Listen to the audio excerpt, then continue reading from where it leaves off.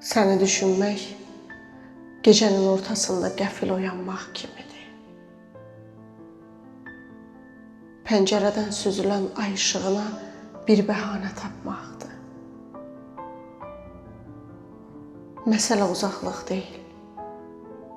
Məsələ bir şəhərin bütün küçələrinin sənin adınla kəsişməsidir.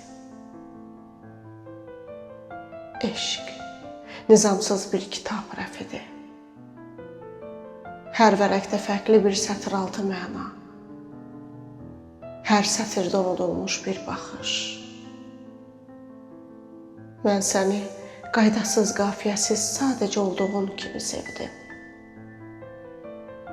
Bəlkə də sevgi bir insanın səssizliyini başqasının eşitməsidir.